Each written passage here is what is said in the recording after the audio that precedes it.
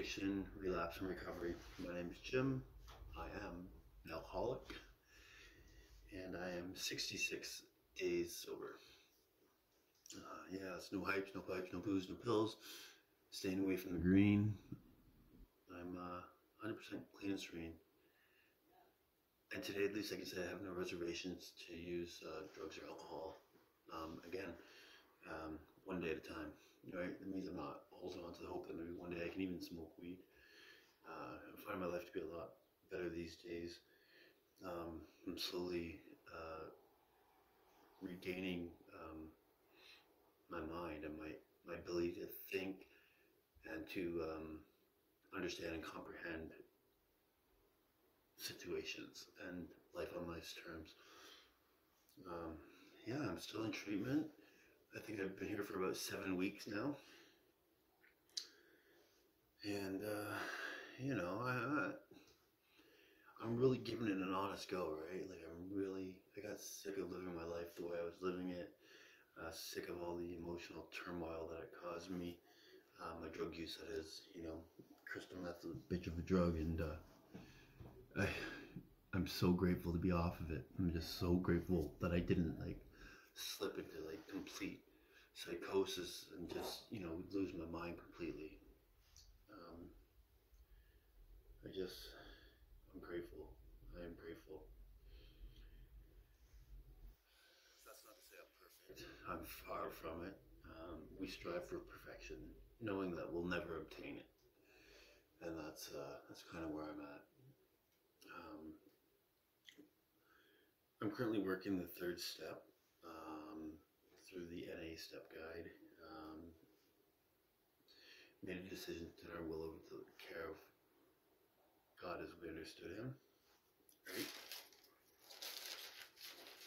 Did I say that properly? Made a decision to turn our will and our lives over to the care of God as we understood Him.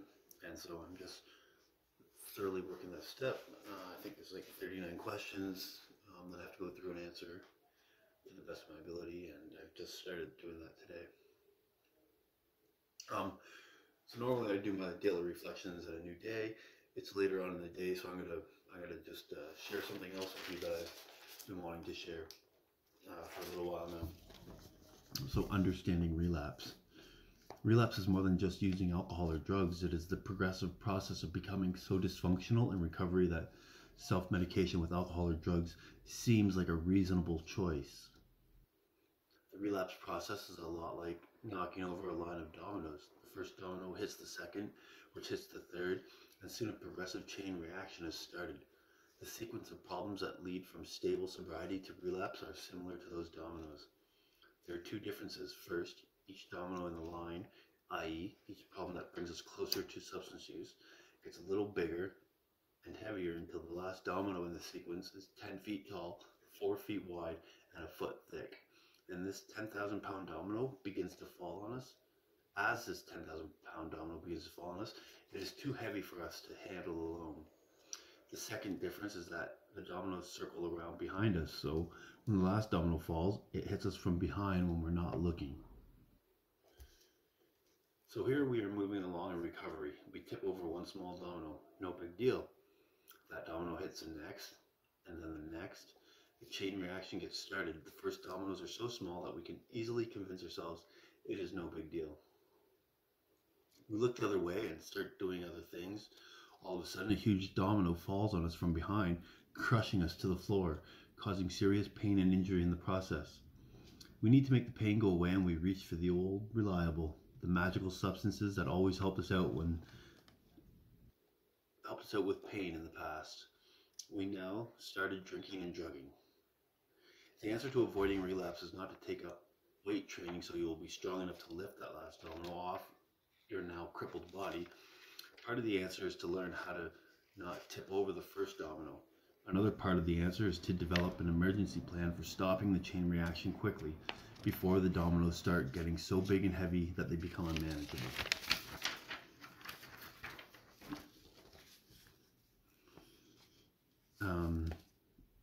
And then just to follow up, I just want to give you the personality of the alcoholic addict. So to gain insight, it would seem wise to consider carefully this commonly accepted list of personality traits found in the alcoholic addict. They have certain characteristics or symptoms that occur in normal people, but in them they are exaggerated and uncontrolled. These are the things that render them incapable of being at peace. They compel them to seek relief. They lie beneath the surface of the exterior, and when in operation, drive them to drink or use drugs in spite of all that they may know that drinking or using will produce in the way of self-destruction and harm. So we have a low frustration tolerance. Seems to be about the most constant trait. This is the inability to endure for a length of time any uncomfortable circumstance or feeling. The addicted person is impatient. And that is me for sure. Impatient as all hell, right? Like I want what I want and I want it yesterday. At least that's how I was with my drug use, right? I'm slowing down a lot, and I'm not so reactive. I'm able to think about it and respond in a proper manner. And being in the environment that I'm in a recovery home is makes it a little bit easier. But I still have plenty of opportunity to practice patience and and just pull back from a situation and not respond. Also, anxiety is a character trait. Grandiosity. This can be called the organization of the universe around the perpendicular pronoun. Grandiosity is worn as a protective armor to hide the feelings of low self-esteem. In reality, although the addicted person nourishes an inflated image of themselves, their deep conviction is one of self-worthlessness. They quiver inside their bold and shiny suit of armor. They feel inadequate but can't dare show it. And this certainly was true for me as well. I just felt like a shitbag inside, felt like I didn't amount to anything, that I wasn't good enough for anybody, including myself, that I felt like everyone just hated me or didn't like me, just because I hated myself. And that's changing today too. Thanks to being in treatment, thanks for working a solid 12-step program, and thanks to God, right? Just wanting to live a better life, wanting more for myself than I've ever wanted.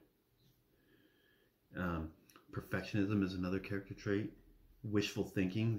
The addicted person is a master at this. Wishful thinking is the science of arranging to do what we want to do and then make it appear reasonable. This keeps their technique of rationalization operating smoothly. Half-truths or none at all permeate this trait. Also isolation. And deep insecurity deprive them of the real generosity needed to make close, enduring friendships. They are loners. And isolated a lot, right? I find problems with other people. I find problems with myself, and then I sit in my room and I sulk, and I feel bad for myself, and I feel sorry for myself. I'm slowly dropping that habit. I can talk to people. I'm going to a lot of meetings. I'm going to in-person meetings again, which is great. And I've stopped feeling sorry for myself, right? I'm starting to like myself a little bit today, and that's really changing how I see myself and the world outside, right? The world's not such a bad place. People aren't so bad. But I also know that there are certain people I need to avoid that can bring me down, just like I was bringing people down in my life, right? I can understand why my kid's mom had to leave me. I was such a drag in every area. Like, I was just negative, right? And I'm grateful that she left me for that. Like, her and my kids don't have to see that anymore. And it's now given me an opportunity to make positive changes in my life. Anyways, I hope there was something in this video for somebody. I'm grateful that you watched. I love you all. Take care of yourselves and be blessed. Bye.